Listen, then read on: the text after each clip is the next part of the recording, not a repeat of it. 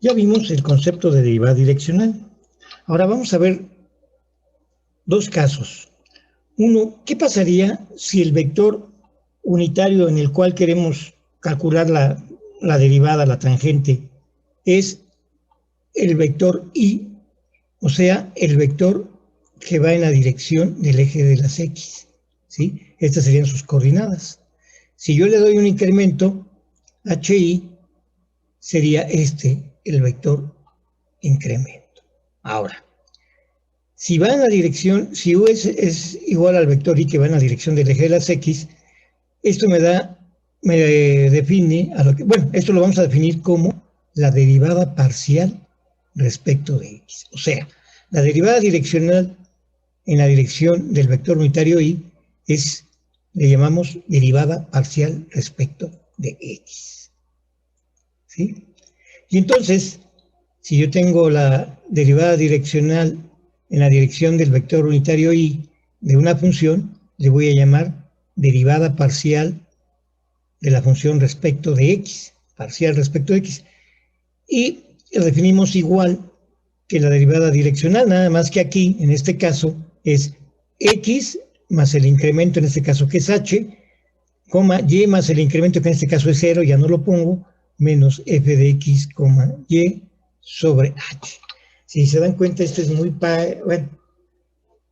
Entonces, aquí esto se ve muy parecido a las funciones de funciones reales de variable real. Bueno. Análogamente, si la dirección es el vector j que va en la dirección del eje de las y, tendremos aquí el vector 0, 1, y el vector incremento, si yo multiplico por h, sería 0h, y entonces la derivada direccional en la dirección del vector j le vamos a llamar parcial respecto de y. ¿De acuerdo? Entonces yo tengo la función f de xy y la derivada direccional en el eje de las j, en el eje de las y, es igual a la parcial, le vamos a llamar parcial de la función respecto de y análogamente vemos su definición con el límite, donde f de x0, pero 0 es el incremento, más y más h, menos f de xy sobre h. Aquí ya tenemos entonces ya definidas las derivadas parciales respecto de x y respecto de y. Ahora bien, la técnica para calcular las derivadas parciales podemos ver que es considerando la variable que no varía, que mantenemos constante, considerarla exactamente como eso, como una constante. ¿Sí? Aquí en este caso, por ejemplo, x varía pero y no, entonces consideramos que y es una constante. Y aquí varía y x no, entonces consideramos a x como una constante. Aclarémoslo con unos ejemplos. ¿Sí? Veamos, si yo tengo la función f de x y igual a 4 menos x cuadrado menos y cuadrado. Bien. Entonces, si yo quiero calcular la parcial de f respecto de x, pues la derivada de una constante es 0, la derivada de menos x cuadrada es 2x, y voy a considerar y constante porque estoy derivando respecto de x, entonces es 0. La derivada parcial de f de xy es menos 2x. Ahora, si yo derivo la función respecto de y, voy a considerar la derivada de 4 es 0. Ahora, como derivo parcialmente respecto de y, la derivada de x cuadrada es 0, menos la derivada parcial de y cuadrada, que es menos 2. Aquí están las dos derivadas parciales. Vamos a ver otro ejemplo. Si tenemos la función g de xy igual a coseno de x por y, ¿sí? Vamos a calcular entonces su parcial respecto de x. Su parcial respecto de x es la derivada de esto, que es menos el seno de xy por la derivada del producto que está aquí. Pero como estoy derivando respecto de x, se considera como constante y entonces me va a quedar menos coseno de xy por la derivada de x por la derivada de y, pero la derivada de y respecto de y es 1, entonces nada más me va a quedar y menos seno de xy. Ahora, si yo derivo respecto de y, pues también la derivada de coseno es el menos el seno, y la derivada de xy, si derivo respecto de y, entonces x es una constante, entonces me va a quedar x por seno de xy. Aquí tengo las dos derivadas. Ahora bien, también vamos a ver que una función la puedo derivar varias veces, y eso le llamo derivadas parciales de orden superior, cuando a una derivada la vuelvo a derivar. Hay varias maneras. Por ejemplo, en el caso de tener la segunda derivada parcial respecto de x, es a la derivada parcial de x volverla a derivar respecto de x, y eso sería la segunda derivada parcial respecto de x.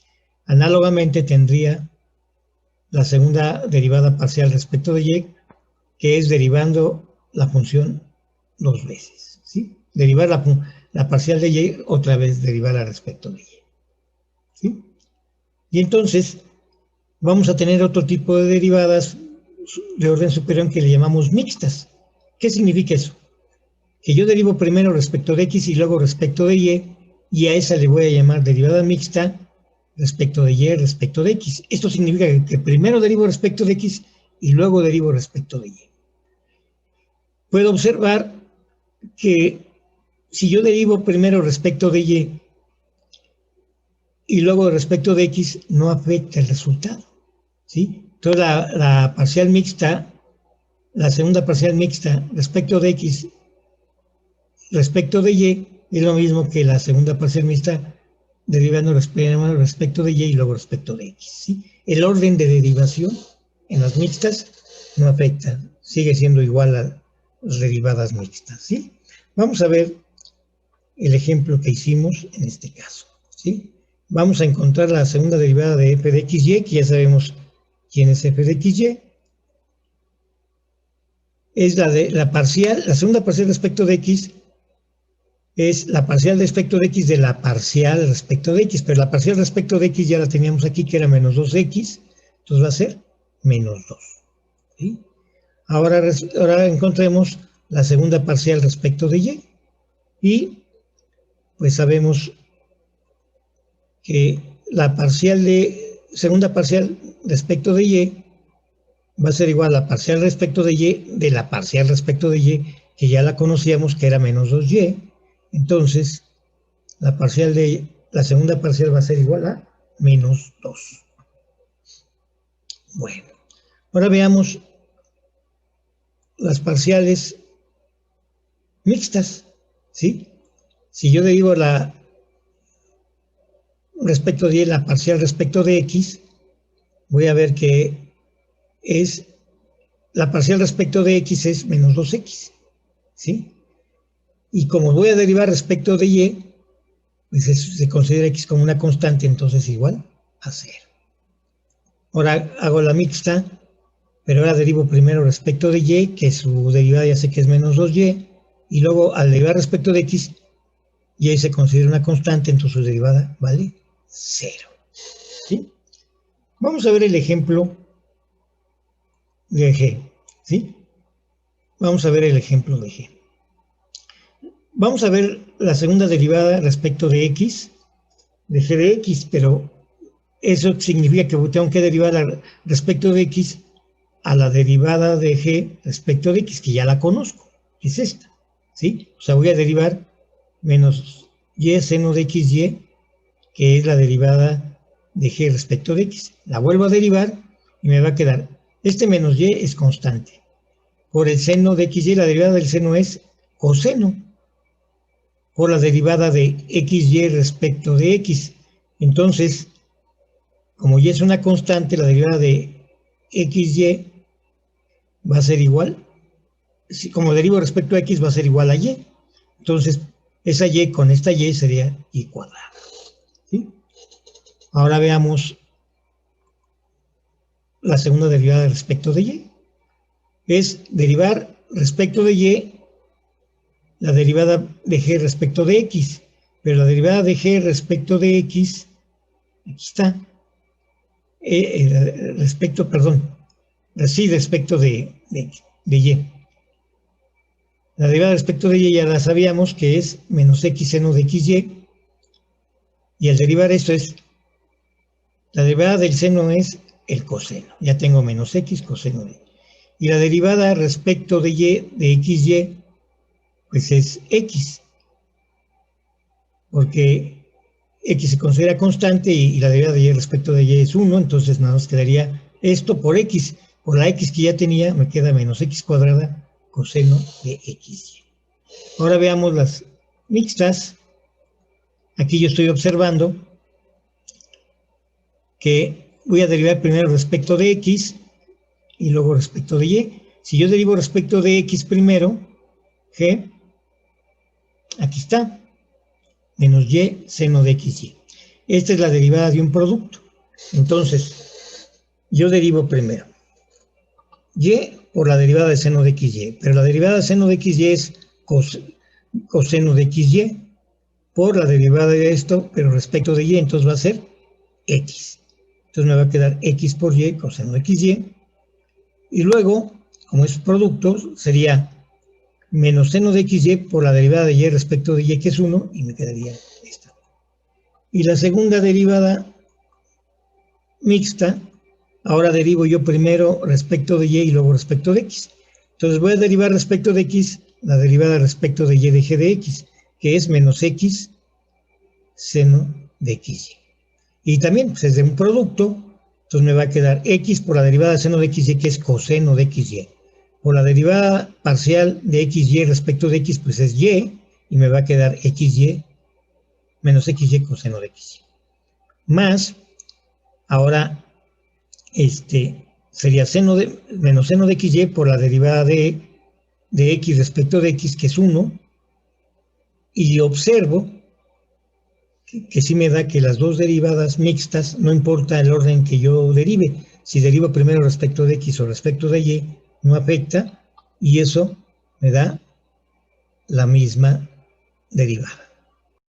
Bien, ya sabemos cómo encontrar la derivada direccional. Ahora, vamos a aclarar lo de las derivadas parciales. Si recordamos, esta vector u debe ser igual al vector unitario y. ¿Cómo sabemos eso? Pues sabemos que el vector unitario 1 tiene un ángulo de 0 grados. Y aquí podemos ver entonces que la derivada parcial respecto de x es cuando varía únicamente respecto de x y en y es una constante. Entonces vemos que la derivada parcial, en este caso, respecto de x, va a ser igual a 2x. En el punto 1 sería menos 2. Y bueno, si la derivada parcial respecto de y es cuando tengamos j, que es a 90 grados, ¿sí? Y entonces la derivada parcial respecto de y es también menos 2 y lo vemos que en x se mantiene constante la variable y nada más estamos viendo la variación respecto de y, ¿sí? Entonces, ya con esto aclaramos que las derivadas parciales son las derivadas direccionales en la dirección de los ejes coordenados.